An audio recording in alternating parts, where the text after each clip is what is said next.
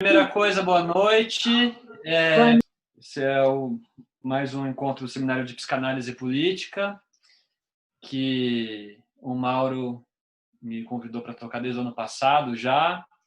Esse ano é a segunda vez que nos encontramos nessa atividade, o segundo encontro também sobre o tema O que querem as identidades, né? Acho que o Mauro propôs esse tema para esse ano e tem sido bastante rico poder pensar sobre esse tema, né? Queria agradecer de novo, Mauro, pelo convite para poder levar adiante esse debate, né?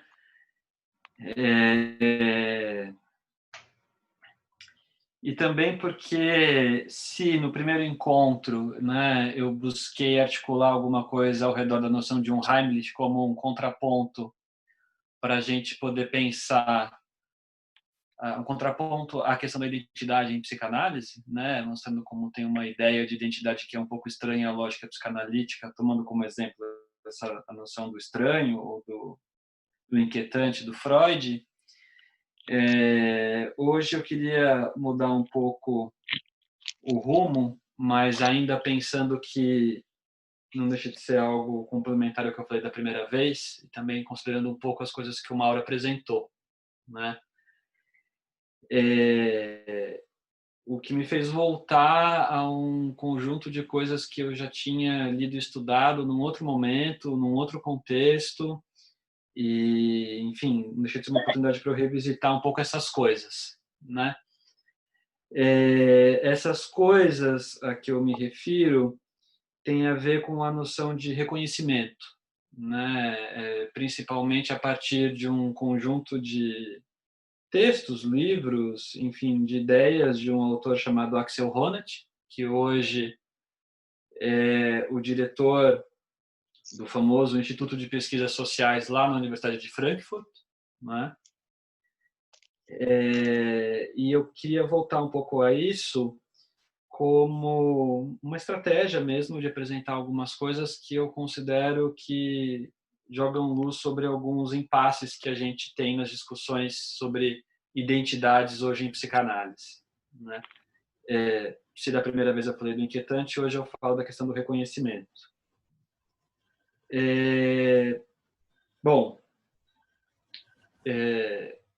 não vou apresentar detidamente o que o Honneth fez, né? É uma obra bastante extensa, ele é um cara que tem, assim, uma importância bastante grande como uma certa, digamos, o propositor de uma certa retomada da noção de reconhecimento na filosofia e na filosofia política, né? Ele é um autor, um filósofo de formação, filiado à tradição da teoria crítica da Escola de Frankfurt. Vamos dizer que ele é pelo menos a terceira geração, né? E ele tem um jeito de trabalhar e colocar as questões que tem um pouco a ver com o que o Habermas fez com a primeira geração, né? Com o Adorno e o Horkheimer, principalmente, que é, bom, onde estão os limites desses autores, do que eles propunham e como avançar. E ele faz isso, de algum modo, como o próprio Habermas, né? Bom, como avançar a partir do que o Habermas falava, que tinha a ver ali com uma ideia de ação comunicativa, enfim, um conjunto de propostas que o Habermas fez que teve bastante, digamos, influência num conjunto de ideias que a gente tem como conselhos deliberativos, várias ideias de como o Estado funciona a partir de conselhos para que diferentes opiniões sejam ouvidas e decisões que têm mais a ver com talvez assim os anseios da população sejam tomadas, não é? Não é à toa então que ele vai eleger essa categoria do reconhecimento. Vou me referir principalmente ao livro dele de 92, se não me engano em português, que é Luta por Reconhecimento, ou, né, com o subtítulo A Gramática Moral dos Conflitos Sociais, e principalmente em relação a esse livro, ainda que ele tenha avançado bastante depois, porque me parece que ele propõe um esquema interpretativo como diagnóstico de época bastante potente para entender um conjunto de demandas sociais, né? Bom, ele vai propor, então, um esquema para dar conta de como conseguimos ampliar direitos na nossa sociedade, né? Tanto no sentido de mais pessoas terem acesso a direitos, quanto mais direitos, né? Um exemplo clássico seria, por exemplo, a questão do voto, do sufrágio. Quer dizer, cada vez mais pessoas têm acesso a esse direito, né? Assim, a história do voto pode ser contada de um jeito que, conforme o tempo foi passando, mais pessoas foram conquistando o direito a voto, né? Então, primeiro era, digamos, proprietários de terras, e depois, então, todos os homens, e depois também as mulheres. Quer dizer, houve uma ampliação de quem poderia votar. E, ao mesmo tempo, além do voto, a gente pode contar que outros direitos foram sendo incorporados a isso que a gente poderia chamar de um certo consenso que o Estado deveria garantir, né? O que o Honneth vai fazer é montar um esquema teórico para explicar desde condições para que o indivíduo possa se tornar um cidadão, até que cidadãos possam apelar ao Estado por mais direitos, né? E importante dizer que, como um autor privilegiado dessa interlocução, ele vai escolher o Winnicott, né? E eu pontuo a questão do Winnicott principalmente porque esse é um arcabouço que ele vai montando que tem a ver com a noção de intersubjetividade.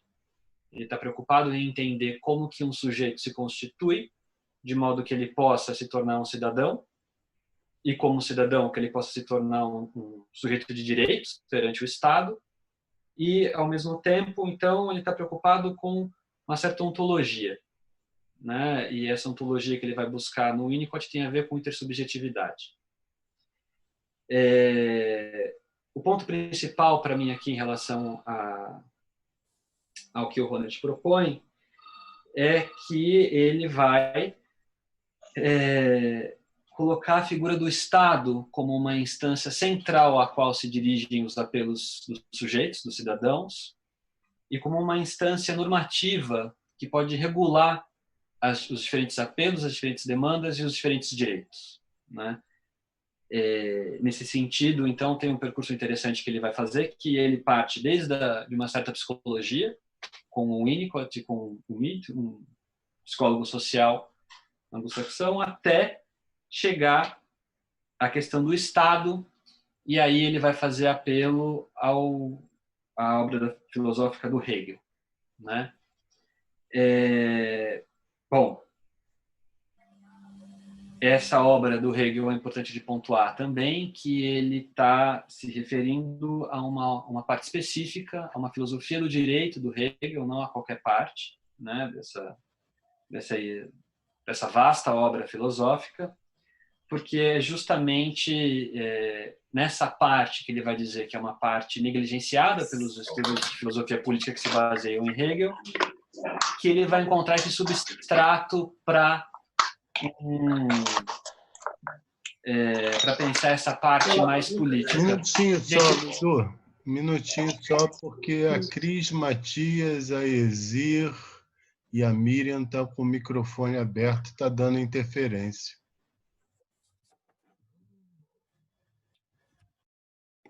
Eu não tô. Estava fechado. Momento. Tá aberto? Só um momentinho. Aberto. Então, peraí, um momento. Ui.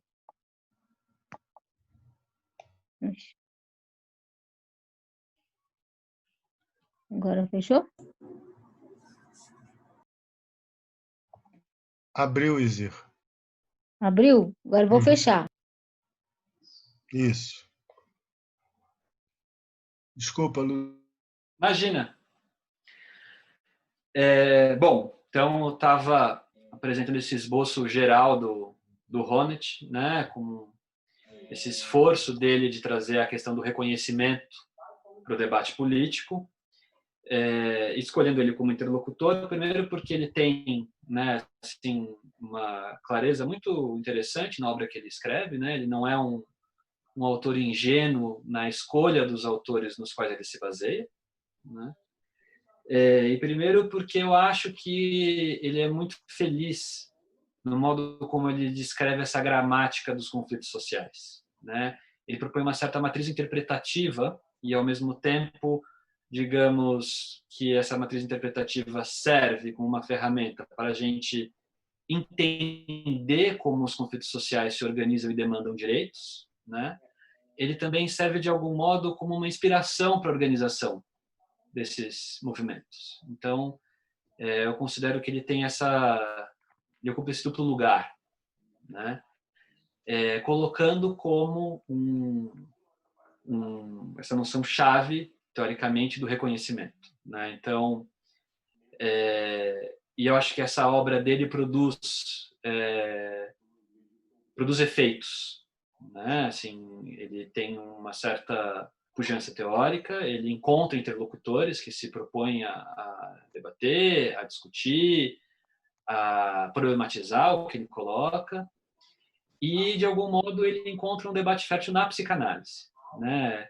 Não exatamente na psicanálise lacaniana, mas na psicanálise de língua inglesa das relações objetais. Ele tem assim interlocutores importantes, como uma autora chamada Jessica Benjamin, assim, que debate bastante com ele. E, ao mesmo tempo, ele mobiliza um conjunto de outras questões que são devolvidas a ele, né? Tem um debate muito famoso, só para sinalizar o tipo de impasse que isso vai colocando, que é sobre reconhecimento ou redistribuição, por exemplo. Com a Nancy Fraser também saiu um livro, né, juntando o debate deles, vão mostrando, dentro dos próprios termos que o Honneth coloca, a questão do reconhecimento, como ele vai esbarrando em alguns impasses, né? Bom, será que todas as demandas de reconhecimento podem ser resolvidas a partir desse apelo por mais direitos ao Estado, né? Tem gente que diz que não, né? Diz que isso aí é tocar só uma parte do problema.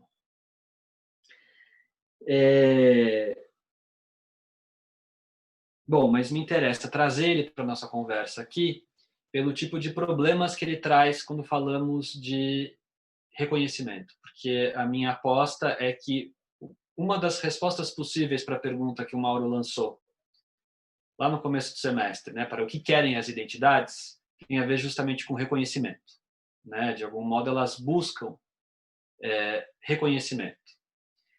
E me parece que, como já conversamos no primeiro encontro, tem um conjunto de demandas, né, que diferentes pessoas, movimentos, coletivos fazem, que não deixam de ser demandas legítimas, inclusive por direitos os mais básicos frente ao Estado, né? E a gente sabe também que essas demandas são legítimas e que, enfim, direitos não se distribuem de maneira igual, né? Pelo menos considerando a nossa sociedade ou a nossa realidade aqui no Brasil. Então, tem uma armadilha que é muito fácil de colocar, né, que a gente se encontra muito facilmente colocado para debater a questão das identidades, que é como se debatendo identidades a gente automaticamente, de algum modo, dissesse que essas demandas não são legítimas, né? Absolutamente não é a minha ideia aqui, né? Eu acho que tem uma certa necessidade, eventualmente urgência, de debater alguns direitos e como os direitos são colocados, mas eu queria usar esse modo que o Honneth apresenta as coisas para mostrar alguns equívocos ou alguns impasses, talvez seja melhor dizendo, alguns impasses que a gente tem para pensar isso desde a psicanálise, mais especificamente a psicanálise lacaniana, né?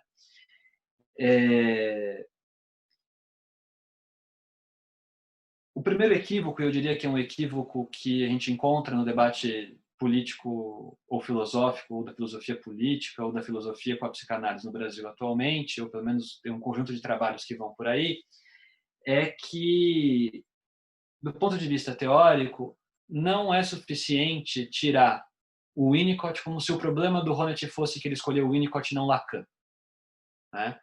Esse é um movimento que, enfim, tem trabalhos feitos por aí. Participei de discussões desse tipo, né? Então, por isso que eu disse que eu voltei a essa questão. Primeiro porque o Honneth não é um cara ingênuo porque ele escolhe o Winnicott, né? Então, não tenho dúvidas de que ele escolheu o Winnicott porque o Winnicott servia para que ele pudesse pensar algumas coisas que ele queria pensar no modelo teórico dele. Notadamente, como que um sujeito pode se desenvolver e, digamos, amadurecer a ponto de virar um cidadão. O problema para a gente é que ele está apostando na noção de intersubjetividade como um operador importante para a noção de reconhecimento, que vai redundar lá na frente no modo como os sujeitos podem apelar ao Estado para conquistar mais direitos, né? Que isso significa que tem a ver um certo jeito de pensar a política, e coloca um problema para a gente que, dentro do campo lacaniano, vai ter que se haver com, bom, como pensar essa questão do reconhecimento que não seja a partir de uma ontologia, né? Nem de uma certa perspectiva de desenvolvimento psicológico. Aliás, uma das críticas mais contundentes feitas ao Honneth é justamente que ele pega uma psicanálise e psicologiza a psicanálise, né? Isso coloca problemas para a gente pensar a política, então, a partir da psicanálise, né? E não é à toa que a gente está num seminário de psicanálise política, afinal de contas. Esse é um ponto, né? Porque, afinal de contas, estamos falando desde a psicanálise. O segundo ponto que eu queria ressaltar aqui, de um impasse que o Honneth serve como ilustração para o meu argumento, como muito rapidamente a gente corre o risco de falar, bom, então não é o Winnicott, é Lacan. E a prova disso está que o Honneth fala de Hegel, Lacan fala de Hegel, então temos uma aproximação possível, né? E eu vou ilustrar esse, né, tentar desenvolver um pouco o argumento de por que isso é um impasse daqui a pouquinho, porque um outro problema que a gente encontra nisso é uma confusão que a gente vem discutindo em outros âmbitos aqui no Vox. O seminário da Daniele é bastante feliz nesse ponto, né? Que é o modo como o Honneth está fazendo um diagnóstico social e os problemas que a gente enfrenta quando o diagnóstico social ou um diagnóstico de época voltam para a clínica, né? Como lidar com diagnósticos sociais ou de época dentro de um raciocínio clínico, né? Temos problemas para lidar com isso, né? Eu lembro que numa das primeiras discussões que a gente teve no Vox sobre a questão das vociferações, eu cheguei a falar para o Mauro que eu achava que as vociferações serviam como diagnóstico de época e ele falou para mim que não, né? E acho que ok, né? Acho que entendi por que não, Mauro, né? Ainda que essa questão, que eu queria devolver a questão num outro jeito para você hoje ao final. Bom, então tem um problema aí que tem algo potente no campo político que pode servir para explicar muita coisa, que pode inspirar organizações que têm demandas legítimas de reconhecimento, mas que voltam para a clínica. E aí, como é que isso volta, né? Bom, para isso, então, eu queria deixar claro que eu acho que o debate que a gente tem aqui no Vox tem a ver com política, mas tem a ver com psicanálise, entendendo como algo que está intimamente ligado à clínica, então o nosso horizonte é clínico, né? E eu queria colocar como ponto de partida para essa última parte da minha fala que um fenômeno que eu já encontrei algumas vezes no meu consultório é de pessoas que militam nos mais diferentes coletivos, com as demandas por direitos sociais, por justiça social, as mais legítimas, né? Que, de algum modo, relatam que, num primeiro momento, esse encontro com a política, com a atividade política nesses termos, foi algo que deu um certo alento, mas que, em determinado momento, essa lógica passa justamente a produzir sofrimento, né? Bom, eu queria apresentar hoje uma hipótese de por que isso acontece. Porque numa leitura possível desses fenômenos políticos, né, o sofrimento seria justamente pelo não reconhecimento das demandas e dos direitos, cujo apelo é feito ao Estado, né? E que coisa curiosa, então, porque ali onde esses sujeitos se encontram, se organizando politicamente, fazendo essa demanda com sucesso, eventualmente, né, no consultório isso retorna como sofrimento, como alguma coisa que não funciona, como alguma coisa que tem a ver com um reconhecimento que não era bem isso que estava esperado. Quer dizer, o que está em jogo aí, né? Bom, primeiro que a minha hipótese tem a ver justamente com o fato de que esse diagnóstico social, que tem a ver com mais demandas, não encontra automaticamente um homólogo, um equivalente na clínica, né? Não é porque, do ponto de vista social, esses direitos estão sendo conquistados, e isso é bom, que os efeitos subjetivos para o sujeito que os conquista e que usufrui desses direitos é acompanhado necessariamente de menos sofrimento. E aí a importância de distinguir a questão de um diagnóstico social com a questão como a gente opera na clínica, né? Porque se a gente considera que esse diagnóstico social se rebate sobre a clínica de maneira automática, a gente perde um ponto de escuta desse sofrimento, né? E aí como, afinal de contas, esse sofrimento pode aparecer? Do ponto de vista... Opa, alguém abriu o microfone? Sujeitos ou a contingência. Obrigado. Bom, um passo para entender por que isso acontece, como isso acontece, né, é que essa aproximação muito rápida desse jeito de pensar a questão do reconhecimento com a psicanálise lacaniana incorre num equívoco, que é pensar que o Hegel que está em questão é o mesmo Hegel para os dois autores, né? Daí seria pensar que a noção de reconhecimento em jogo para esse tipo de gramática dos movimentos sociais, como o Ronald coloca, é o mesmo tipo de reconhecimento que está em jogo na gramática do sofrimento que a gente encontra no consultório, o que pelo menos eu encontrei no meu consultório. Por quê? Né? Bom, como eu disse, o que o Ronald vai mobilizar para pensar a questão do reconhecimento no campo social tem a ver com a filosofia do direito, do Hegel, que, apesar de ter uma figura que vai aparecer no Lacan depois, que tem a ver com o mestre escravo ou o senhor escravo, né? Absolutamente não é o Hegel do qual o Lacan vai falar quando ele vai falar de reconhecimento, né? Por que eu estou dizendo isso, né? Eu estou dizendo isso porque quando o Lacan vai falar de reconhecimento, né, a partir dos seminários do Kojève que ele seguia, não é da filosofia do direito do Hegel que se trata, né? O Lacan vai pensar, vai usar ali, vai pegar aquilo que o Kojève já pegava do Hegel para fazer ainda uma outra coisa, né? Não é à toa que o Paulo Arantes vai falar dessa operação teórica que o Lacan faz, né, de importação conceitual daquilo que ele aprendeu com o Kojève, de o Lacan errado, mas vivo, né? No seguinte sentido, tem um conjunto de passos de apropriação conceitual que acontecem aí, mas o Lacan faz disso algo importante, né? Então é a partir dessa ideia que o Lacan vai pegar do Kojève, que ele vai colocar que a noção de reconhecimento entra na psicanálise de um outro jeito, né?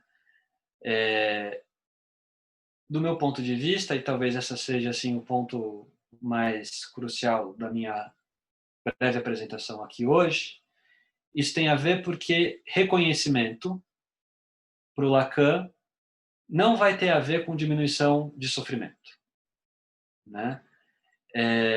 E aí eu queria pensar, né, duas figuras para ilustrar esse ponto, né? A primeira é a ideia do estádio do espelho, né, assim, que é uma das figuras mais fortes e pregnantes para a gente pensar a questão do reconhecimento na teoria lacaniana, na minha opinião. E né, um texto que, visto, revisto, tem uma importância ao longo da obra do Lacan, como a gente estiver discutindo já aqui no box. Mas o que me importa aqui é que ali onde o sujeito encontra reconhecimento, o que vem junto é alienação. Né? Então tem assim algo que vai na contramão dessa intuição de um diagnóstico social que a gente encontra, por exemplo, no Honneth, que tem a ver com essa gramática dos conflitos sociais, que tem a ver com uma redução de sofrimento, porque, afinal de contas, quanto mais reconhecimento de direitos, menos sofrimento. O que a gente vai encontrar é que ali onde há esse reconhecimento, há alienação. Né? Então, já começa um outro jeito de entender a questão, porque de alguma maneira, quanto mais reconhecimento, né, a gente poderia pensar que também vem junto a alienação. Eu estou dizendo isso porque uma outra operação teórica do Lacan importante para entender essa questão é que, digamos, nesse jeito de contar, né, a constituição do sujeito para o Lacan, que vai na contramão de um certo desenvolvimentismo, né, e de uma certa, digamos, aposta forte na ontologia, bem pelo contrário, né? Então não é exatamente uma aposta no ser que a gente vai encontrar a teoria do Lacan. O que está em jogo é que ali onde há, né, um apelo ao outro por conta de uma necessidade nossa, biológica, de sobrevivência, né, enquanto infãs, o retorno disso vai ser um atravessamento pela linguagem e uma demanda, que vai ser uma demanda de amor. Né? Essa operação não é trivial, porque o que vai começar a aparecer aí é que, ou melhor, né, essa operação não é uma operação trivial, porque também é uma hipótese para a gente pensar hoje, tem a ver com a ideia de que o operador mais importante na teoria lacaniana para pensar a questão do reconhecimento é a questão de demanda. Né? E como demanda, enquanto demanda de amor, ali onde o sujeito se encontra reconhecido na sua demanda, ele encontra-se, na verdade, alienado em relação ao seu desejo. Isso, de algum modo, coloca um conjunto de questões para a gente pensar que tem a ver com, bom, talvez a questão do reconhecimento não seja aquilo que vá, digamos, satisfazer o sujeito, pelo contrário. Né? E aí talvez uma chave possível de compreensão para entender por que aqueles sujeitos que estão às voltas justamente com reconhecimento, eventualmente muito reconhecimento na sua luta política, na sua atividade política, retorna para si mesmo como um sofrimento que ele não sabe nem exatamente descrever, porque afinal de contas havia a promessa de que ali alguma coisa poderia se resolver, né? Isso coloca automaticamente a questão do outro para o Lacan, né? Mas um outro com o qual não é exatamente compreensão que está em jogo, né? Nem um reconhecimento cristalino, se a gente pudesse dizer assim. Né? O que está em jogo nesse tipo de operação de reconhecimento é sempre um jogo de erros, por assim dizer. Né? Não é à toa que essa operação de alienação a gente vai poder encontrar no Lacan sob a forma, por exemplo, daquela frase, a bolsa ou a vida, né? Como uma falsa escolha. Quer dizer, não tem como essa escolha ser completa, por assim dizer, né? Não é de outro modo também que a gente poderia pensar que nessa operação de alienação a gente pode pensar que ali onde o sujeito acha que ele vai encontrar o seu ser, né? Na verdade, o equívoco vai estar que não vai ter consistência, vai ter um conjunto de identificações, que eventualmente são identificações frágeis, né? E aí a gente entra, eu estou falando isso porque eu estava tentando pensar um pouco o que o Mauro falou no primeiro encontro a respeito das identificações, né? As identificações são o caminho que a gente pode pensar as identidades em psicanálise. Bom, as identificações são, de algum modo, também uma aposta que o sujeito pode fazer para ter consistência e uma aposta falada ao fracasso, né? Ali onde ele acha que ele vai encontrar o cerne do seu ser, né, ele vai se equivocar, né? E é nesse equívoco que tem o sujeito, não apenas o moi, o eu, né? E não é à toa, nesse sentido, que o que a gente encontra ou pode encontrar é que, se por um lado, né, essa gramática dos conflitos sociais descrevem uma operação importante, por outro lado, na clínica, isso retorna como um outro tipo de sofrimento, né? É por isso, então, que as identidades, ao mesmo tempo, têm uma potência política, né? Ainda que elas também tragam consigo um conjunto de impasses, como a gente tem conversado, né? Assim, a gente poderia chamar de um certo identitarismo, né? Mas, por outro lado, quando a gente pensa no singular da clínica, o que a gente vê é outra coisa, né? Não é só de reconhecimento que o sujeito se constitui. Aliás, me parece que uma tese forte para ser explorada a partir de Lacan é que ali onde se aposta no reconhecimento, essa aposta como efeito no sujeito está fadada ao fracasso, né? E aí teremos mal-estar, por exemplo, né? Bom, e aí a aposta, né, do outro lado pode ser, então, é que faltou mais reconhecimento ainda, porque não chegamos ao ponto em que esse reconhecimento se realizou. E o problema é que essa aposta vai, de alguma maneira, alimentar esse fracasso cada vez mais. E aí esses sujeitos que, de alguma maneira, se encontram imersos na vida, num certo tipo de ativismo político e, ao mesmo tempo, relatando que não encontram aquilo que eles esperavam encontrar, né? Bom, é claro que a gente poderia fazer alguns desdobramentos a partir da psicanálise, a partir disso, né? Porque isso tem a ver com uma concepção de política em psicanálise, isso tem que ver com como pensar o que é o Estado, né? A partir da psicanálise, porque as teorias psicanalíticas do Estado como uma substituição da imago paterna são, de algum modo, fracas nesse sentido, né? Não resolvem o problema. E, ao mesmo tempo, uma tentativa de pensar os problemas que a gente vai encontrar lidando com identidades quando elas, partindo de uma aposta na intersubjetividade, né, para a gente parte de um campo em que essa aposta não é exatamente onde a gente vai encontrar sucesso, né? Essa aposta é uma aposta falada ao fracasso, porque tem todo um conjunto de problemáticas que o Lacan, né, de problemáticas, de questões que o Lacan levanta em relação a essa aposta na intersubjetividade, né, na crítica à intersubjetividade. E a gente começa a encontrar, digamos, essas linhas cruzadas, né, a partir da psicanálise lacaniana, né? Primeiro que eu acho que levar a sério o que o Honneth fala como diagnóstico de época, não dá para só tirar um autor e colocar outro, porque é o nosso autor de eleição, entre aspas, né? Além de subestimar muito quem é o Honneth e quem é o Winnicott.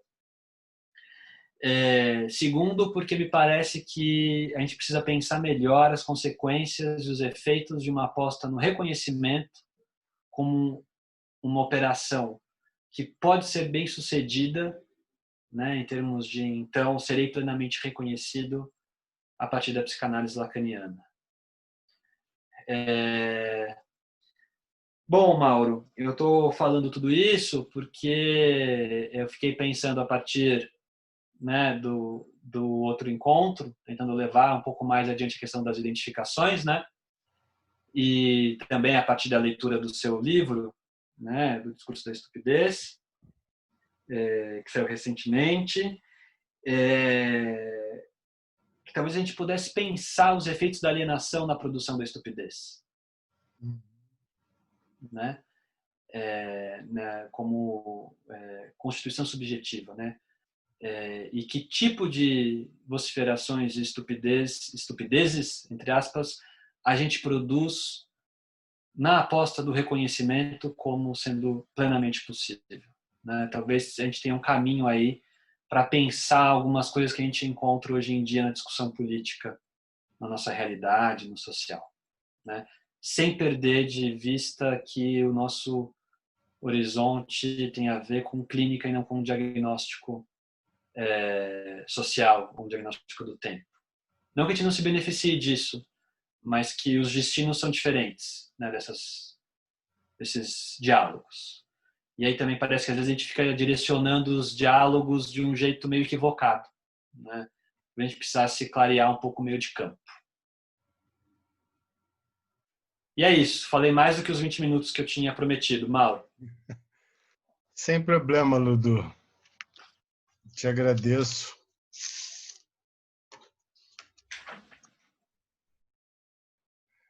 Bem, quando eu introduzi esse título sob a forma de interrogação, o que querem as identidades, o meu objetivo era exatamente introduzir na economia desse problema a questão do desejo. E fiz questão de colocar o ponto de interrogação exatamente para deixar bastante indicado que não há uma resposta pronta para isso. E no primeiro encontro, eu também adverti para a necessidade de que, na psicanálise, a identidade não é possível de ser articulada sem as identificações. Só que, ao afirmar isso, que é inteiramente sustentável analiticamente, implica em ter que definir o que é identidade em psicanálise e o que são as identificações no plural e não a identificação. E por que elas estão no plural e a identidade está no singular.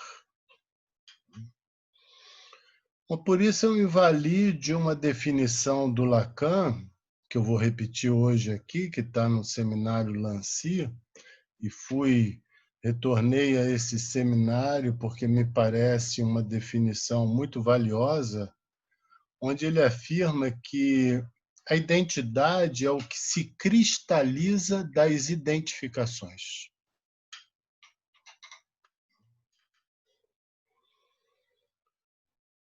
Bom, isso significa que se a identidade é o que se cristaliza das identificações, interessa considerar como poder articular esse ponto que ele releva em que um dos efeitos, ou um dos efeitos maiores para o tema que nos importa hoje, é poder responder o que significam essas identificações que se cristalizam. Em primeiro lugar, eu vou responder a pergunta que eu introduzi: por que são identificações e não identificação? Quando a gente vai a Freud, em particular na obra dele, Psicologia das Massas e Análise do Eu, ele dá uma resposta no singular para a identificação. E coloca de uma forma muito razoável, na medida em que ele define a identificação como laço emocional de um ser humano com outro. A identificação é o que permite esse laço emocional. Então, eu vou me dirigir ao meu semelhante porque eu tenho algum tipo de investimento sobre ele. E esse investimento sobre ele significa, nos termos da psicanálise, poder me constituir a partir dessa ligação que eu estabeleço com ele, já que eu não venho com a minha programação pré-ordenada em termos de presença no mundo. Então, eu preciso me identificar ao desejo do outro para ter acesso ao meu próprio desejo. É isso que, em Freud, por exemplo, significa uma condição comum, universal, do desejo como histérico. O sujeito se identifica com o objeto do desejo do outro. Mas há também esse laço amoroso a que Freud se refere. E isso ele vai alinhar sobre o título do pai, de amor ao pai. E há uma outra identificação que já numa leitura feita pelo Lacan, onde a identificação implica esse outro faltoso, onde não somente é o que vai dar fundamento a que eu possa me identificar com o desejo dele. Porque se ele é faltoso, eu tenho possibilidade de me incluir nesse desejo como objeto que poderia vir a satisfazê-lo e, consequentemente, de maneira simétrica, me satisfazer também. Lacan avança isso de uma forma muito diferente, não existe uma única maneira dele reler as identificações freudianas, existem 3 momentos que são bem importantes, que é o seminário da identificação, o outro momento é o seminário RSI, e o terceiro e último momento é esse seminário ao que eu me referi, que é o seminário Lancy. Mas ao falar de identificação, ou seja, da constituição do laço do sujeito com o outro, que passa por essa condição que eu me referi constitutiva, e que o Ludu mencionou também, que é constitutiva, por exemplo, da imagem própria, tanto quanto é constitutiva do meu próprio desejo, a identificação, uma vez que eu me identifico com esse outro onde há uma falta, mas também eu me constituo por esse voto de reconhecimento do outro dirigido a mim, de me levar a me reconhecer como eu mesmo, ou seja, como si mesmo. E aí nós teríamos nesse aspecto, nós teríamos o traço mais profundo da identidade, que é essa condição do si mesmo. Condição essa que deu pano para manga para o próprio Lacan, já que ele colocou não o problema do reconhecimento, como bem destacou o Ludu, mas ele fez um contraponto a isso, colocando a questão da autorização. Para que haja autorização, é necessário, de alguma forma, poder perfurar, atravessar esse si mesmo. O que implicaria ter que, consequentemente, atravessar também o plano das identificações. Porque na medida em que eu modifico a minha relação com as identificações que me são constitutivas, eu modifico também a apreensão que eu tenho de mim mesmo.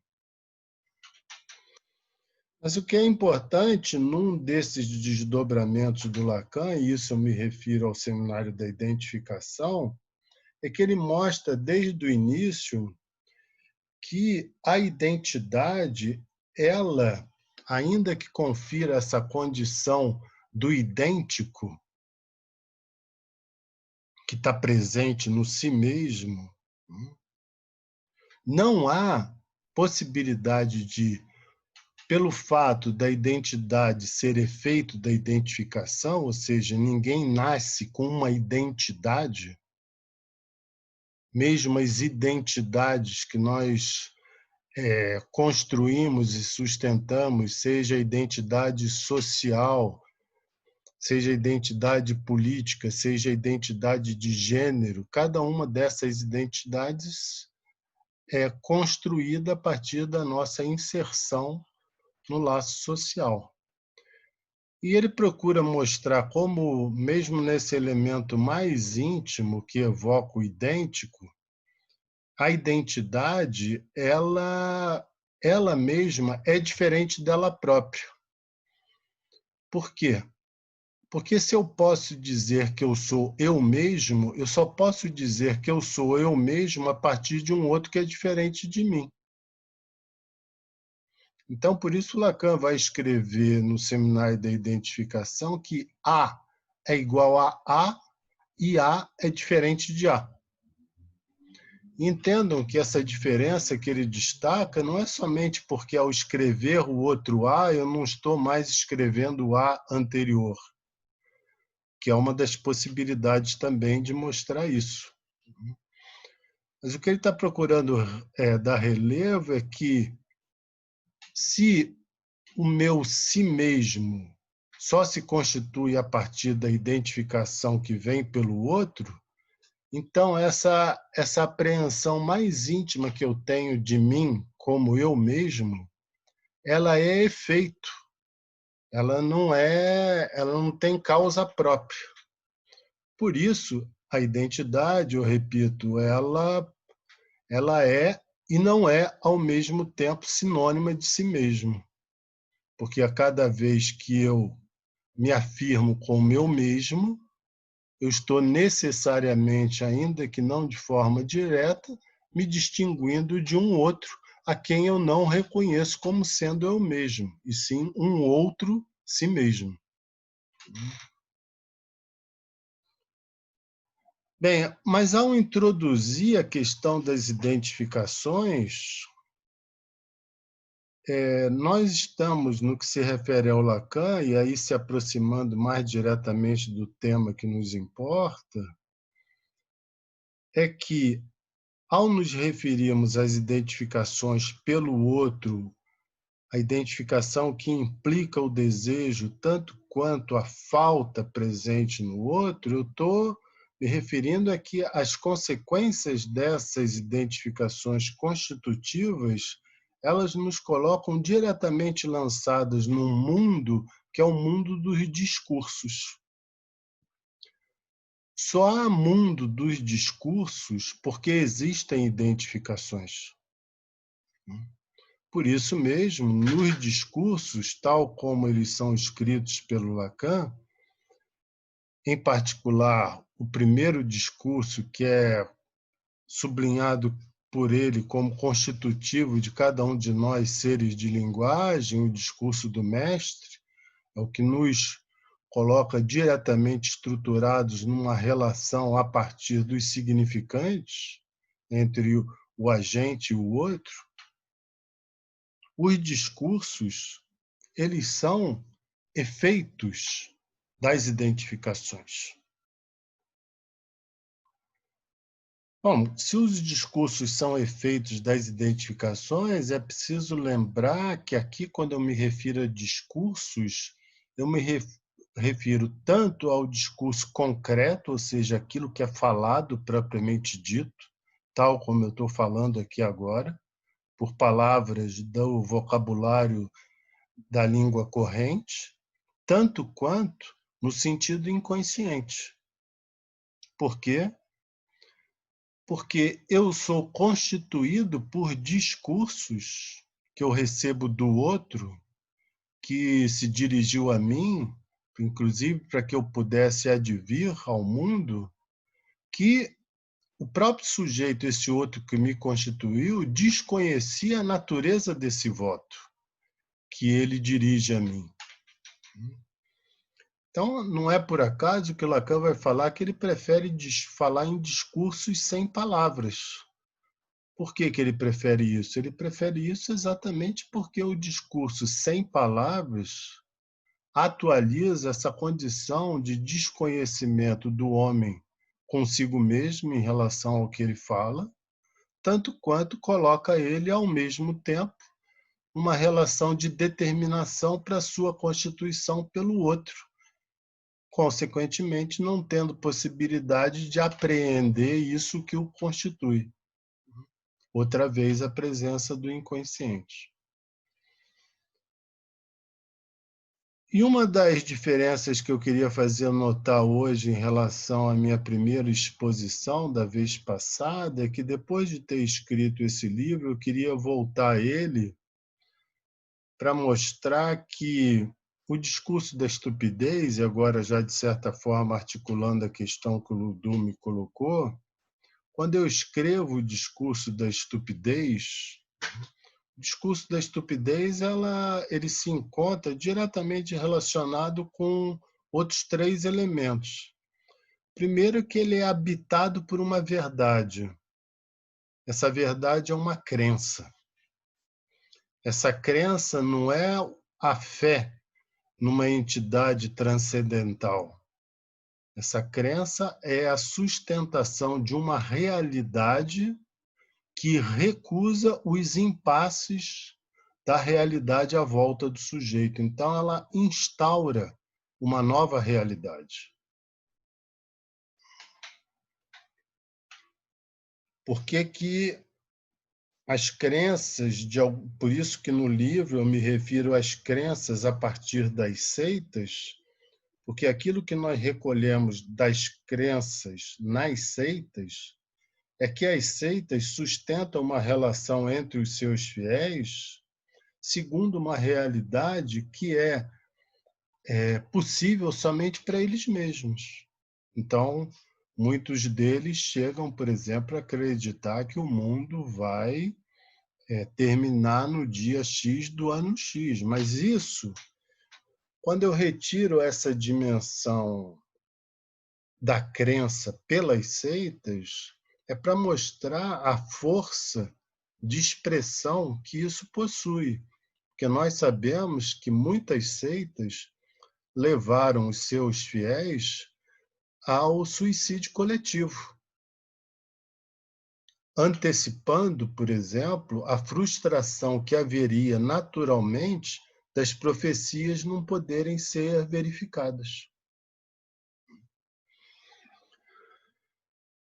Bom, e a estupidez, segundo eu penso, é um discurso que está presente nos nossos dias, evidentemente que de uma forma mais visível naquilo que nós estamos podendo hoje em dia observar cada dia a partir dos absurdos que a gente recolhe, né? Mas a estupidez é para além de um qualificativo depreciativo.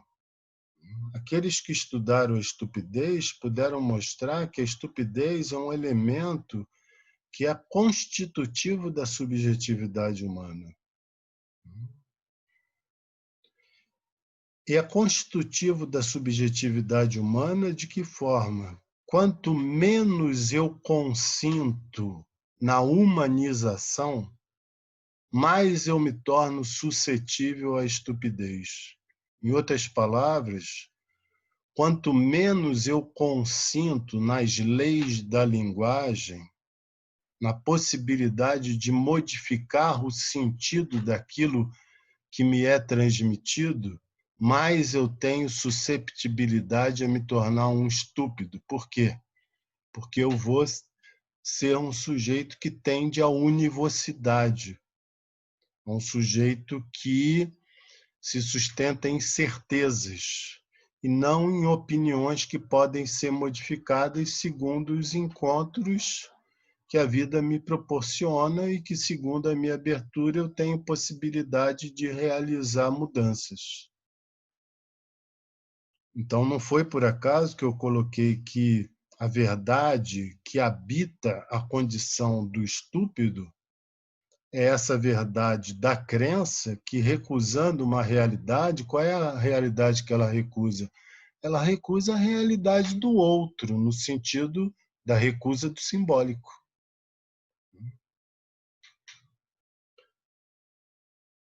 Assim, o estúpido, que se constitui segundo essas condições, ele vai estabelecer relação com os outros de que maneira?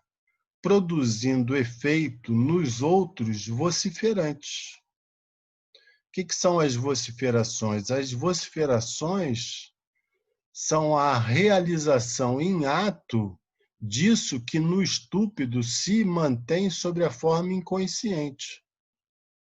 Ou seja, nós vamos encontrar essa recusa das leis da fala nos seres vociferantes, uma vez que eles agem a partir de imperativos, palavras de ordem e objeção a qualquer tipo de sensibilidade outra que não seja se valer do ódio para sustentar os seus próprios objetivos. Daí que o afeto dominante no discurso da estupidez é exatamente o ódio. Mas o ódio não de uma forma vaga e trivial. O ódio muito precisamente no sentido de que o ódio dirigido ao herege, entendendo o herege pela sua etimologia, que é aquele que escolhe, ou seja, aquele que tem outras opções, aquele que tem outras alternativas, outra posição, aquele que nos convoca para o diálogo. Mas se o circuito do discurso, o que o circuito da estupidez produz ao promover esse tipo de causação sobre os semelhantes? Ele produz seres que eu chamei de baratas.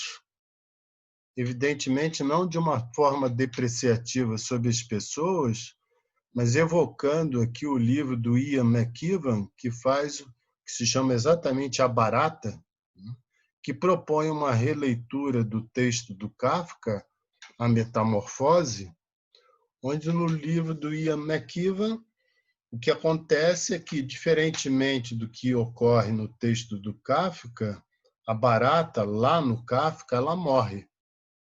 No livro do Ian McEwan, a barata é o primeiro-ministro. E o surpreendente, o que ele mostra nesse livro, é que nenhuma das pessoas, não só a barata havia sido eleita pelos cidadãos, mas também nenhum dos seus pares no parlamento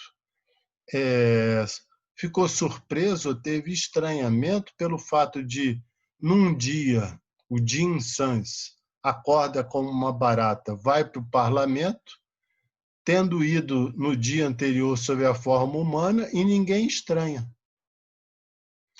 Isso é que é interessante nesse livro da barata, porque a barata já estava lá, ou seja, o discurso da estupidez já estava em operação. Por que eu volto a essa contribuição que eu trouxe através desse livro? Exatamente porque é impensável que nós possamos considerar o laço social na nossa atualidade à luz do discurso da estupidez, sem a presença do ódio como um elemento dominante nas relações sociais. Elemento dominante esse que tem toda a importância para cada um de nós, por quê? Porque os sujeitos, tal como dizia o Ludu, se se trata de reconhecimento, os sujeitos vão fazer constar as suas demandas de forma imperativa. Mas não somente eles vão fazer constar as suas demandas de forma imperativa. O próprio laço social vai agir sobre as demandas de reconhecimento de forma odiosa. De forma odiosa por quê? Porque se eu estou certo na minha interpretação, se aquilo que é dominante entre os seres vociferantes é exatamente essa objeção radical para que hajam escolhas, para que as leis da fala entrem em exercício, isso significa que quaisquer demandas outras que divirjam das tendências que são sustentadas pelo discurso da estupidez somente serão recebidas à base de ódio, de objeção. Precisa prova maior para isso do que as diferentes agressões e mesmo mortes que muitas pessoas que sustentam outras posições, sejam sexuais, sejam políticas, na cena social brasileira hoje padecem. Isso não está acontecendo na extensão que a gente vê acontecer por acaso. Esse número de assassinatos, de agressões, xingamentos, né? Exposições públicas via redes sociais, há uma disseminação generalizada do ódio como forma de fazer barreira a qualquer tipo de possibilidade de alternativa que não sustente uma posição vociferante. Bem, eu fiz questão de trazer essa contribuição do discurso da estupidez, com essas determinações que depois eu posso avançar, porque esse tipo de disseminação do ódio que o discurso da estupidez promove, e como eu disse antes, multiplica nas nossas relações, tanto quanto no nosso país, é responsável também pelo lado daqueles que querem sustentar as suas diferentes identidades, que eles respondam a isso também de forma odiosa. Ou seja, também de uma forma combativa, tanto quanto for necessário para ser reconhecido, mesmo que seja à força, por essas forças das trevas que a gente vê surgir a cada dia no nosso país. Então, nesse sentido, como eu mostrei já no livro sobre os ódios, o ódio ele é um afeto político porque ele faz constar a dimensão do reconhecimento de uma forma extremada. O ódio não... Eu penso que, pela psicanálise, nós não temos condições de sustentar uma posição sobre o ódio que reduza ele como par antitético do amor, que é onde boa parte que a elaboração freudiana ficou reduzida. O ódio, eu insisto, ele tem esse papel positivo. Positivo que é de se contrapor a qualquer custo sobre as impossibilidades que são dirigidas forçadamente aos sujeitos que têm demandas legítimas de reconhecimento. Mas o problema é que se a gente não fica advertido para a dominância no nosso momento histórico do discurso da estupidez e relaxamos sobre essa dimensão do ódio, nós perdemos 3 pontos que eu penso que são necessários para articular a questão das identidades hoje. E eu vou finalizar fazendo menção a esses 3. Eu falei no início que é preciso introduzir a economia do desejo no âmbito das identidades. Isso puxa necessariamente para considerar a presença das identificações e, consequentemente, ao puxar para esse lado da presença das identificações, eu não tenho como, desde a psicanálise, não fazer constar também a questão da presença do sujeito do inconsciente, tanto quanto a causa do desejo que o move.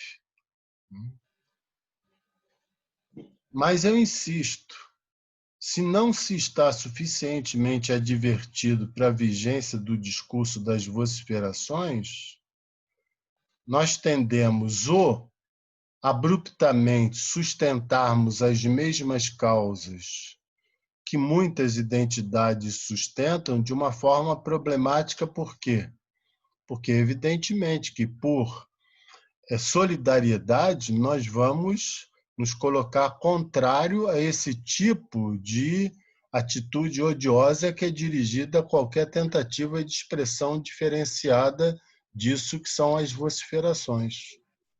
Então, o problema dessa posição é que nós acabamos também ficando presos no ódio, ou aderindo a ele, ou tentando pacificá-lo de uma forma um tanto quanto problemática, no meu entender, que tende sempre a reduzir excessivamente os impasses. Então, eu vou mencionar esses 3 pontos para concluir. O primeiro ponto que eu considero necessário hoje pela psicanálise é poder incluir o tratamento do discurso da estupidez, que é exatamente isso que eu propus no livro. Esse tratamento do discurso da estupidez é alguma coisa que eu não vou me estender agora, porque ao tratar do discurso da estupidez, ato contínuo está colocado o tratamento da presença do ódio nas relações sociais. O segundo ponto, que eu já mencionei anteriormente, é a necessidade de retomar a abordagem das identidades pelas identificações como condição para o terceiro ponto, de poder considerar que qualquer sujeito que sustente qualquer identificação, seja social, política, sexual, esse sujeito, ele não está reduzido à causa que ele sustenta pelas identidades que ele procura manter. O sujeito vai além da identidade. Então, quando alguém de uma posição sexual diferenciada nos procura no consultório, não é somente por ter dificuldade para sustentar essa mesma identidade sexual. Por quê? Porque há sujeito, há inconsciente, há causa de desejo. Consequentemente, a pessoa pode ter uma aceitação da sua identidade sexual diferenciada dentro do seu próprio universo familiar, mas padecer de outros conflitos na sua relação amorosa. E esses conflitos que essa pessoa padece não têm absolutamente nada a ver com a dificuldade que ela encontrou ou encontra para sustentar e manter publicamente a sua opção sexual. O que eu estou querendo ressaltar nesse último aspecto é que, ao subsumir, ao superpor identidade com sujeito, nós perdemos o cerne daquilo que é mais decisivo para uma pessoa poder se diferenciar, que são os diferentes conflitos que ela experimenta na sua própria vida. Era isso que eu tinha para começar a dizer hoje. E aí o Ludu diz como é que ele está pensando que a gente faça agora.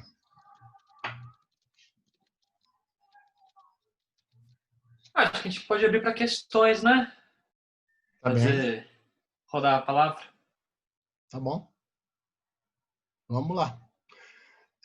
Quem quiser perguntar, por favor, abre o microfone, os outros deixam o microfone. Só vão abrindo mediante as questões para não dar interferência que volta e meia a gente recebe. Está aberto para quem quiser se manifestar. Olá, boa noite. Boa noite, Bárbara. Tudo bem? Tudo. Pegando aqui o rumo da conversa, é um pouco de chance da minha pergunta ser um pouco estúpida, mas como você disse que a estupidez é constitutiva, eu me sinto um pouco mais à vontade. Uhum.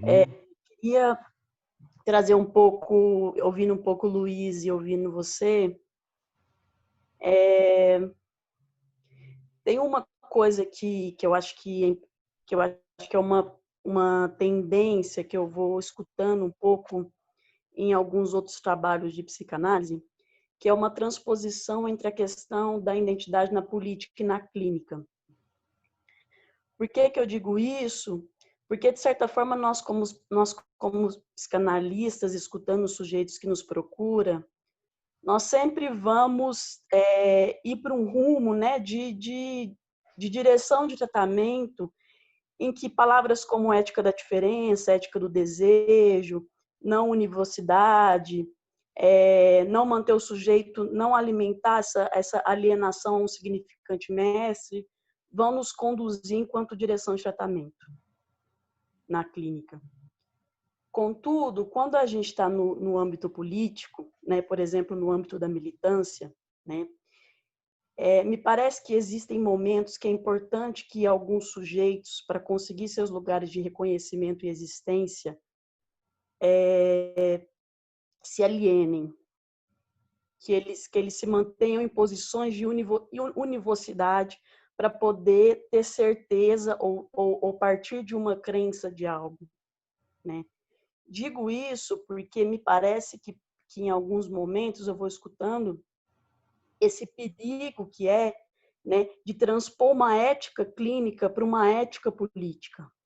Me parecem que são duas coisas que se separam quando a gente está na clínica, né? E quando a gente está, por exemplo, sei lá, num espaço de militância, aonde se assujeitar a uma causa pode ser extremamente importante, mesmo que isso produza uma estupidez, né? Então, eu gostaria de escutar um pouquinho vocês em relação a isso que eu comentei. Eu posso continuar respondendo a sua pergunta, porque toca diretamente. Quero começar dizendo que existe um equívoco seu, dizendo, como você disse, que existe uma posição diferenciada na clínica e na política no que se refere à ética. Porque ao dizer ética do desejo, por exemplo, o que é operatório na ética do desejo, tanto quanto o desejo pela diferença, não é a efetividade disso na sua literalidade. Qualquer sujeito participa da alienação e qualquer sujeito participa da repetição.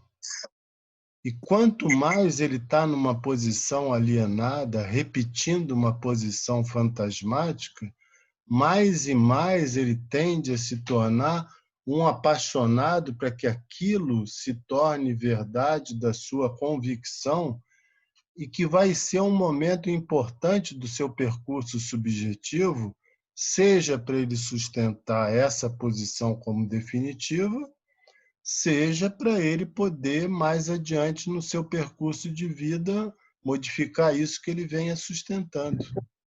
Então, não é verdade de que sejam éticas e posições excludentes. Eu diria que o que é diferente são os manejos, mas não os princípios.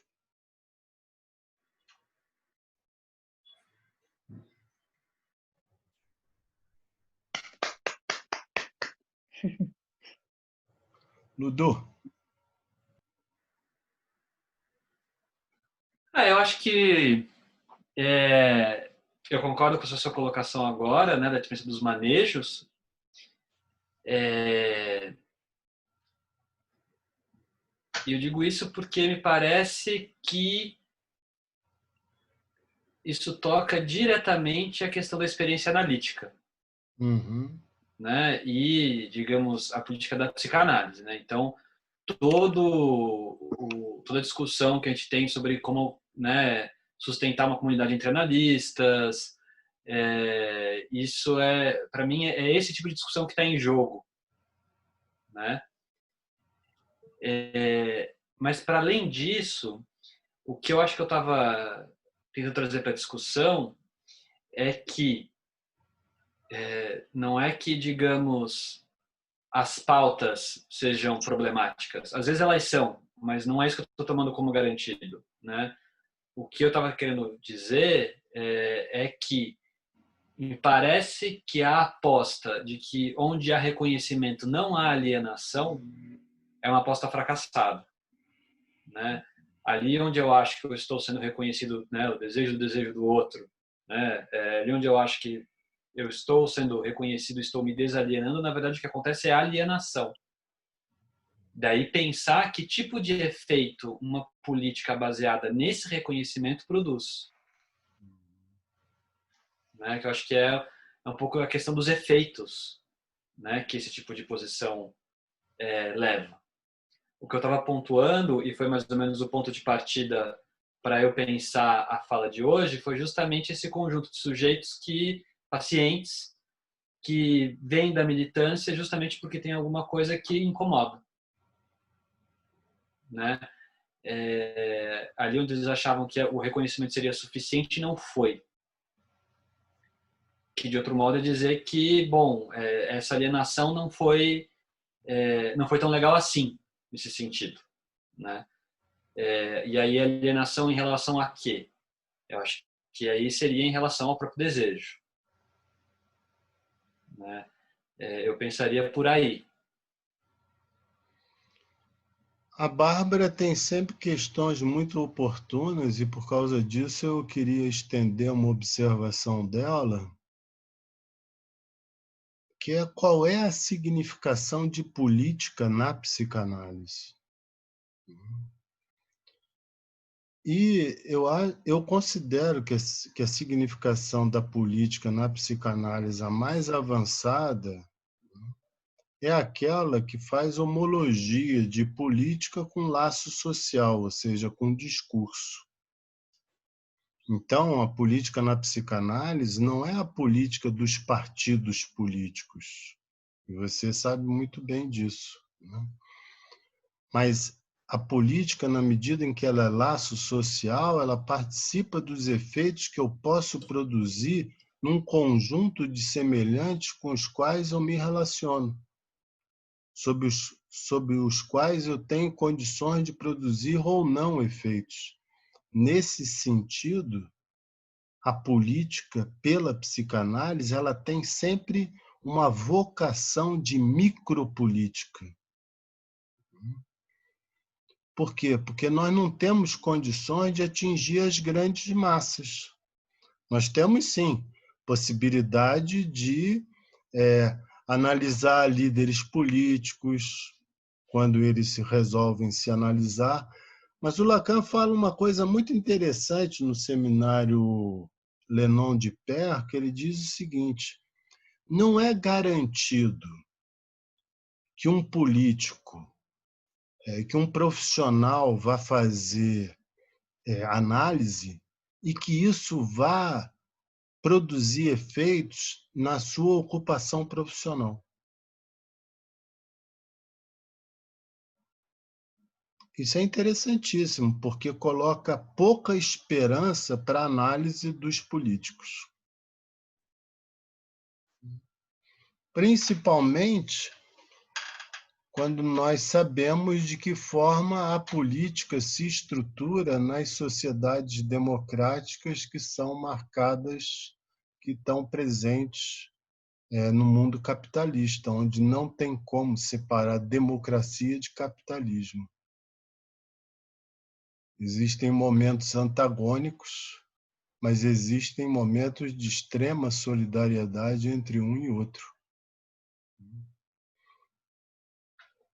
Isso um dia eu já propus aos meus amigos lá de Curitiba, para que um dia a gente pudesse retomar a luz do discurso do capitalista, da democracia, o que significa democracia hoje, quando nós temos esse advento, né? Mas eu fiz questão de fazer essa extensão, porque eu acho que a sua pergunta permite dar um esclarecimento que muitas vezes se cobra dos psicanalistas uma determinada consequência política que eles podem ter a partir das suas respectivas posições como cidadãos. Mas como psicanalistas, o seu raio de ação é extremamente limitado.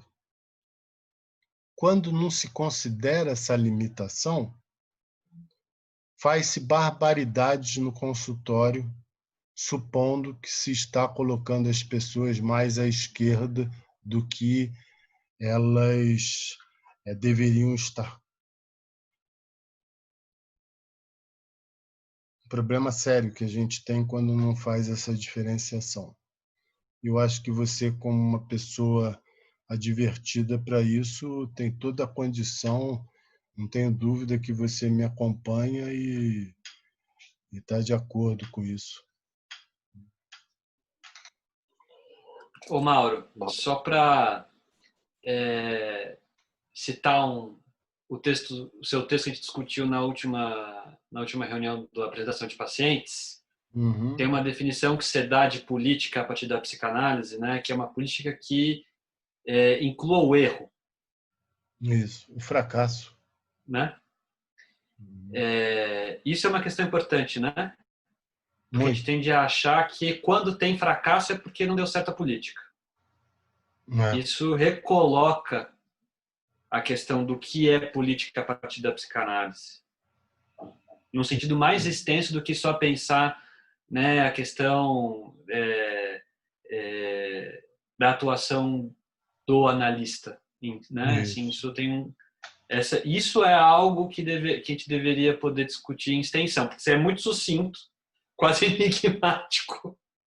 Né? Uma frase ali, terminando o texto. Eu estava discutindo isso com a Marta depois da reunião. Cláudio, você está na fila. Boa. Oi, pessoal. Oi, Mauro, Ludu. Opa. Eu vou retomar também a questão da Bárbara. Acho que era nesse sentido que eu estava pensando. Gostei muito da fala do Ludu, pelo que ele apresentou sobre os impasses do reconhecimento, né? Principalmente nesse sentido que eu acho que é o que vocês estão falando agora também, dos problemas que surgem quando a gente começa a querer atuar na clínica, né, alimentar a clínica com esses diagnósticos sociais ou diagnósticos de época. Acho que nessa diferenciação a gente está de acordo, né? Mas talvez uma colocação é de que esse movimento ele opera também na direção contrária, né, numa lógica homóloga, paralela, né, quando começa-se a excessivamente querer alimentar a política com as lógicas da psicanálise. Né? Por que eu digo isso? Veja, o problema do reconhecimento, ele é bem o que o Ludo falou, né? Desse impasse da alienação do reconhecimento. E que ele é até mais amplo do que só essas pautas identitárias de agora, ou mesmo o problema da democracia, né, que você estava falando, Mauro, porque ele, lá no livro do Agamben, né, que até vocês estudaram lá no grupo de estudos, ele vai mais antes, né, na própria Constituição do Estado, porque é de base esse problema, né? É o que aparece na crítica dele à Declaração dos Direitos Humanos e do Cidadão. Então a gente vai ter Declaração dos Direitos Humanos, ou seja, em tese valeria para todos, mas na verdade é para os cidadãos. Ou seja, a condição de você receber esse direito é na medida em que você se submete ao poder do Estado que te aliena na condição de cidadão. E aí o resultado que surgiu, né, evidente, foi a figura do refugiado. A partir do momento que tem alguém que não tem mais condição de cidadão, quem que vai cuidar desse cara? Então o problema é o que a gente faz com esses que de alguma maneira não participam no discurso, não entram na jurisdição dessa lei, não estão inseridos na máquina jurídica do Estado. E aí acho que é o que a Bárbara está falando, né? Tem operações aí anteriores, né, desse processo que precisam de alguma maneira ser instauradas ou garantidas ou promovidas para que aí a gente possa, né, começar a discutir outras camadas em relação ao reconhecimento, ao desejo, à circulação disso tudo, né? Porque aí a questão que surge é a seguinte, né? Acho que foi muito oportuno, né, o Ludu ter falado desse problema de falar que o problema do Honneth é que usou o Winnicott, se usasse Lacan resolveria. Né?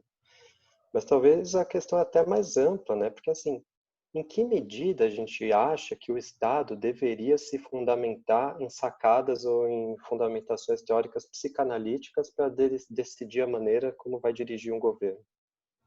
Né? Até que ponto a direção do tratamento pode ser transposta ou sobreposta com a direção de um Estado democrático? Se essa lógica assim, do nosso campo poderia alcançar esse nível tão de condução mais ampla das coisas. Me parece que aí tem um problema que talvez era o que você estava indicando, né, Mauro, mas que talvez a gente poderia conversar um pouco melhor. Deixa só ver se tem mais alguém querendo falar antes. Posso, Mauro, doutor Mauro, Pois não? posso fazer uma colocação Pois não? da, em função da discussão de o quanto a gente pode servir, né, de fundamentos teóricos ou fundamentos da psicanálise na política, como que essas coisas essas instâncias, né, podem se cruzar. Eu só queria lembrar que assim, eu já participei politicamente, né? Eu tenho uma história de participação no movimento feminista, aliás, muito bem consistente, bem fundamentada. E assim, o Cláudio, né, que acabou de falar, e ele fazendo esse questionamento, eu só queria lembrar, por exemplo, eu falando com uma feminista muito importante, e aí eu falei para ela, puxa vida, mas como eu falando da psicanálise e ela negando a psicanálise, porque ela acha que a psicanálise é muito machista. É um ponto de vista de algumas delas, né? Então, assim, mas como que você não pode aceitar que a psicanálise vai ajudar você a se posicionar melhor e você, inclusive, se desviar e se livrar de certos efeitos, né, de discursos, efeitos que não vão fazer bem para você, que não tem feito bem para você. Que, aliás, era uma situação de discussão aí, que, aliás, uma discussão de desdobramento político dentro do próprio do grupo dela, que né, ela achava que ia ser reconhecida e não era reconhecida, nada. Né? Eu tinha mudado as leis. Então, assim, eu acho que esses questionamentos, na prática, para quem vive a política, já viveu, já participou de grupos, de discussões, né? Assim, eu acho, bom, eu acompanho a psicanálise, estudo psicanálise, eu escolhi a psicanálise para tentar me entender dentro disso tudo, né? Desse teatro de reações de discursos, né? E de posicionamentos e alienações. E ela falou para mim, ela respondeu para mim, Exílio, eu não me importo. Eu falei assim, mas você gostaria de ter acontecido aquilo, por exemplo, de ser torturada? Exílio, eu não me importo, porque naquele momento eu queria fazer aquilo. Eu queria estar ali e eu sabia que eu estava sendo torturada. Mas assim, eu não me importo, eu me sacrifico, né? Ela assim ficou até nervosa. Eu me sacrifico por isso. Eu escolhi isso. Eu prefiro me sacrificar. Então, assim, eu acho que a discussão volta para a psicanálise, sim, desde o início que o Lodu começou a desenvolver, a desdobrar essa questão do reconhecimento, né? Legal, E da Izzy. alienação. Mauro, eu queria fazer uma pergunta. Legal, Izzy. Agora vamos passar para outros que depois a gente retoma a sua observação.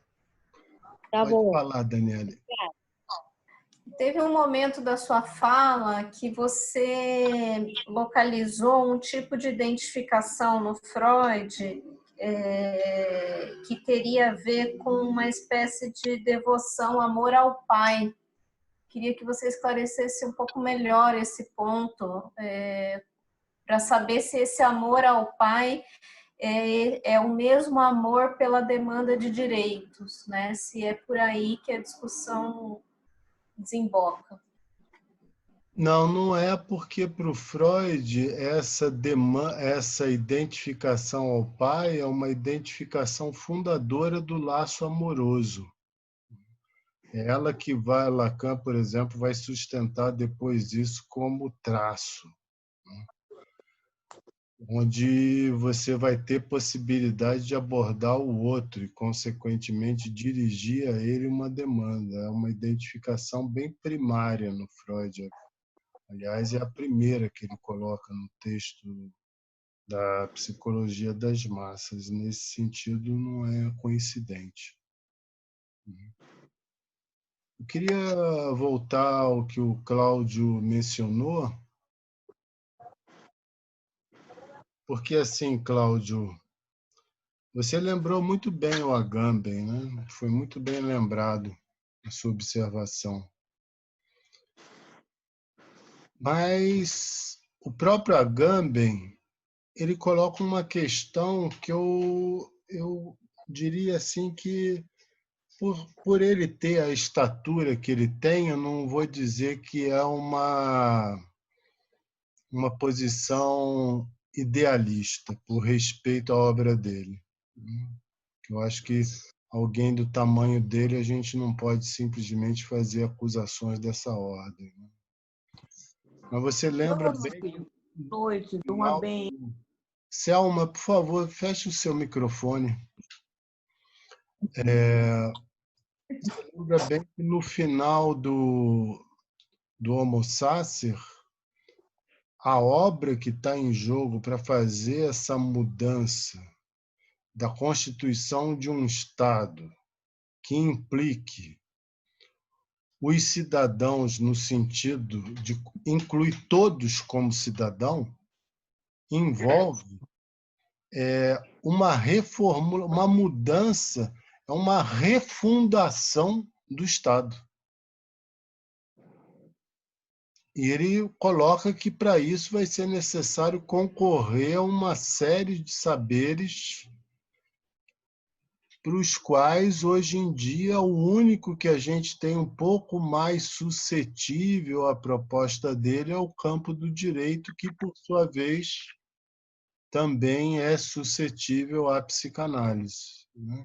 Então, essa condição dos direitos humanos serem dissociados do direito do cidadão, como você bem mencionou, né? Porque, na verdade, o cidadão é esse que está reconhecido pela legislação do Estado de Direito, né? É uma condição, hoje em dia, que eu considero impensável, inarticulável, pelo menos até onde eu tenho possibilidade de avançar nisso, porque para seguir como fazer avançar o projeto da Agamben, refundar o Estado, não consigo pensar nisso. Eu consigo pensar, sim, iniciativas que você também tem conhecimento, por via da presença da psicanálise, em particular no direito, que procuram, a partir... Isso começou mais diretamente da presença da psicanálise no direito de família, que é onde ela atua há bem mais tempo, né? Mas também nos novos direitos de reconhecimento a partir dessas soluções negociadas que se dão, inclusive, muitas vezes para pacificar as partes em litígio, né? Que hoje em dia é muito praticada por alguns fóruns, né? É onde eu vejo possibilidade de alguma coisa avançar no sentido de incluir o humano no conjunto dos cidadãos. Mas ainda assim, e a nossa amiga Miriam Debier, ela é uma das que começou a introduzir essa experiência da psicanálise, né? Ainda assim você há de considerar que é um espectro muito, mas muito limitado. Mas a gente tem campo. A gente tem campo. Acho que talvez eu coloquei... quanto ao Agamben, concordo totalmente. Né? Ele é um excelente diagnóstico, problemático de execução. Né? O que a gente vai fazer com esse diagnóstico dele é um problema. Mas quis dizer mais no sentido de, já que não é para refundar um Estado, né? Até que ponto é possível pensar uma governabilidade que se oriente pela psicanálise? Você deu o exemplo, por exemplo, de políticos poderem ser analisados, acho que enquanto estiver aí está legal, mas às vezes parece que tem um desejo das pessoas que o próprio primeiro-ministro seja psicanalista. Como se fosse assim, o psicanalista tivesse uma condição de leitura que poderia instruir a luta política de uma maneira que seria mais elevada ou mais satisfatória. E é esse tipo de exagero no alcance do campo que eu estava indicando. Sim, é por isso que eu fiz questão de ressaltar a pergunta da Bárbara, porque ela remete a como nós estamos considerando a política, né? E como eu falei no sentido da micropolítica, jamais haveria possibilidade de endossar ou subscrever uma proposta dessa de um psicanalista se tornar político, e isso iria movimentar o mundo de outra maneira.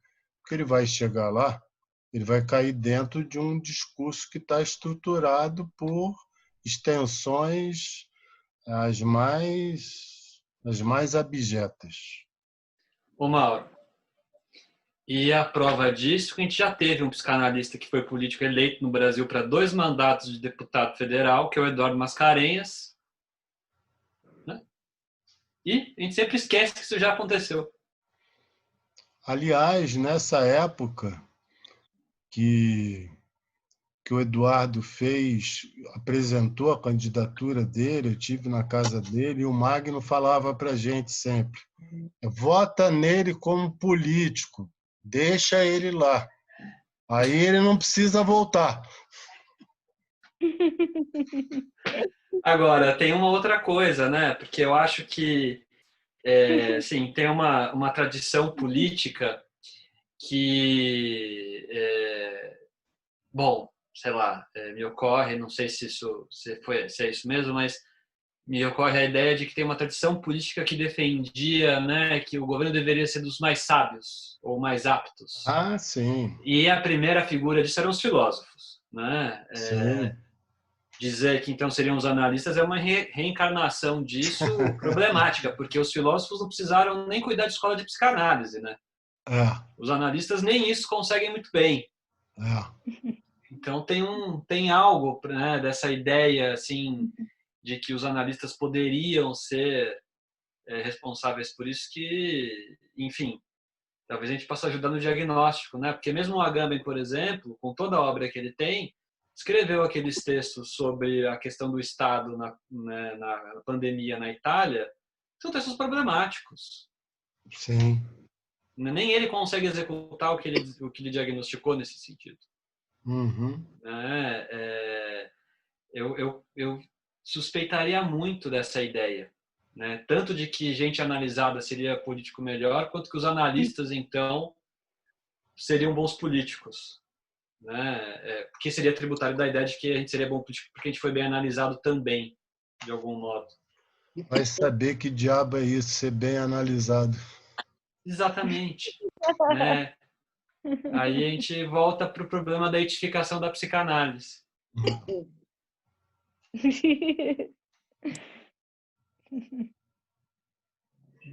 Bárbara queria fazer outro comentário. O Cláudio ia falar, Cláudio? Não, eu ia também chamar a Bárbara para ver se ela acha que era esse o ponto, porque às vezes lá na faculdade tem essa sensação de muitas vezes os psicanalistas entram nos debates com o pessoal das pautas identitárias ou de outros movimentos de luta, mas chegam com essa posição meio assim: calma aí, deixa eu contar para vocês como é que é realmente a luta política, ou como é que é o reconhecimento. E era meio nesse sentido da invasão de espaços que eu estava talvez colocando, mas não sei se era isso que a Bárbara tinha pensado. Então eu queria ouvir ela também. Sim, era um pouco disso que você trouxe, sim, Cláudio. Tá rolando muita discussão, né, sobre psicanálise política. Bastante coisa sobre isso. Estou pensando um pouco no que vocês falaram, no que o Mauro trouxe também, dessa não diferenciação, né, de ética.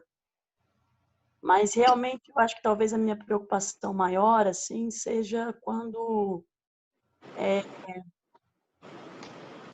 a coisa é...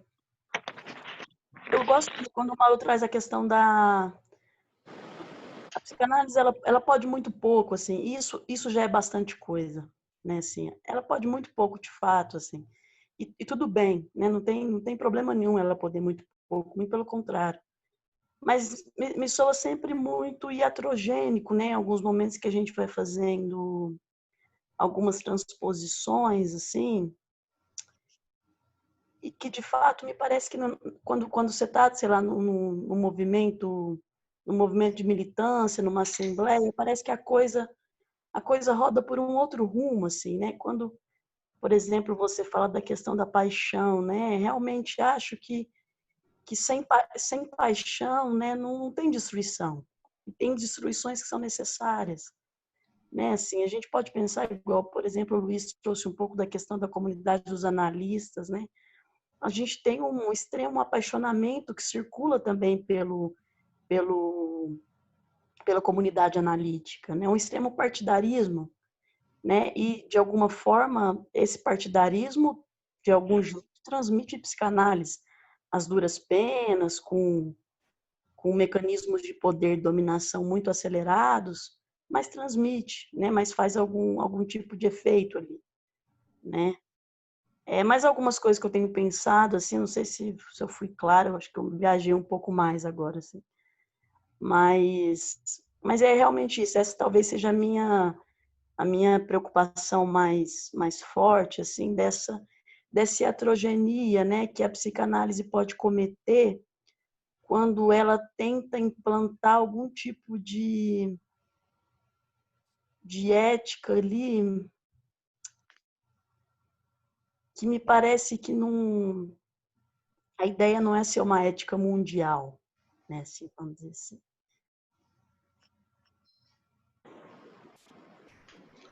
Eu queria só fazer uma observação, não é tão a psicanálise, mas alguns psicanalistas.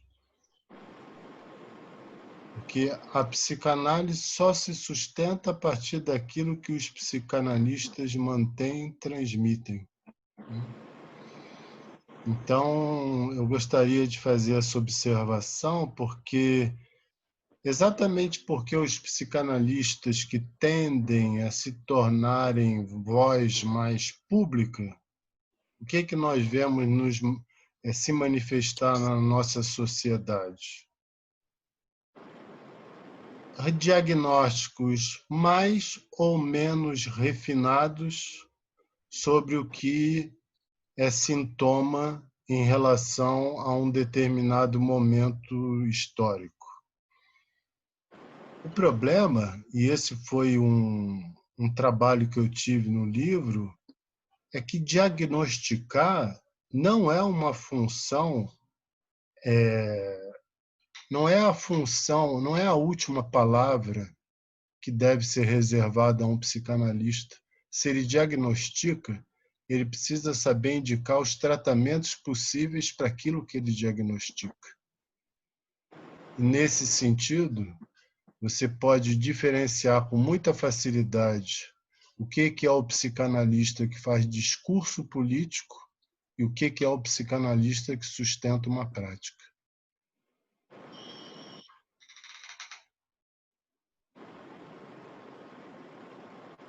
Mas acho que a Bárbara falou um ponto que talvez para os próximos encontros a gente possa discutir melhor, né? Que talvez o problema que está em jogo, né, isso tem sido muito discutido, é que conceito de universal que está operando. Ou seja, a noção de homem, a noção de cidadão, né? Qual que seria assim o fundamento universalizante que incluiria as pessoas, né? E aí acho que é um ponto que a psicanálise traz contribuições, né?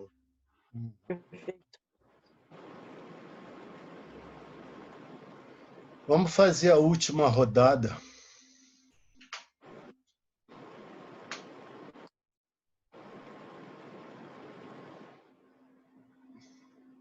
Me ouvem?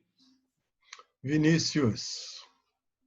Eu estava pensando aqui, eu lembrei de um seriado que passa até na Globoplay, que é The Handmaid's Tale. Uhum. É da Margaret Atwood, o texto. E aí eu pensei aqui sobre, me lembrando das vociferações ainda do lançamento do livro, se há a possibilidade de a gente pensar num discurso da estupidez que seja fofo, que não seja tão... Um rinoceronte sorridente. Por aí.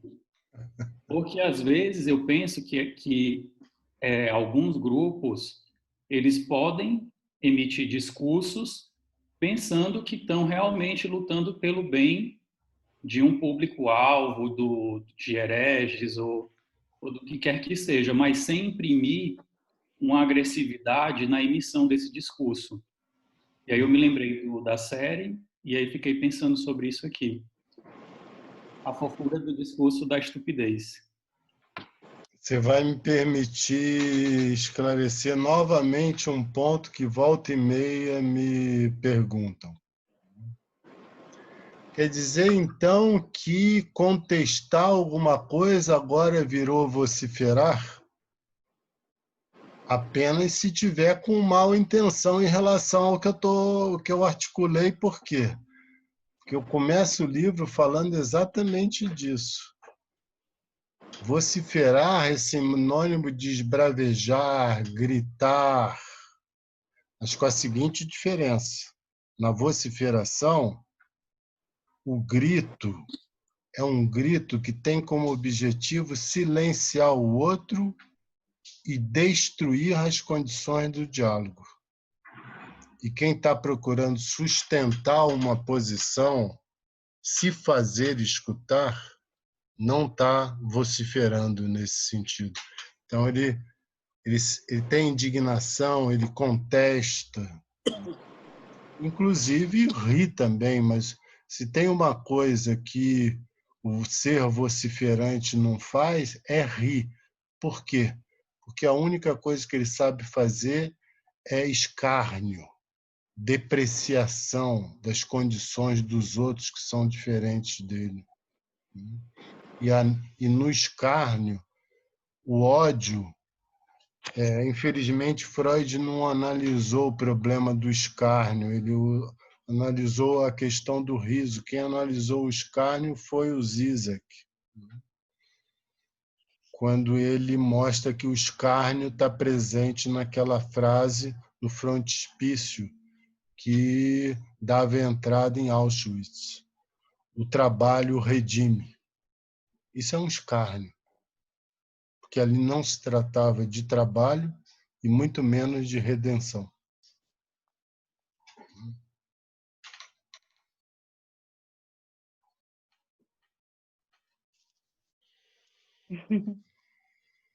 Vamos ter o terceiro tempo, né, Ludo? Vamos. A gente anuncia para vocês.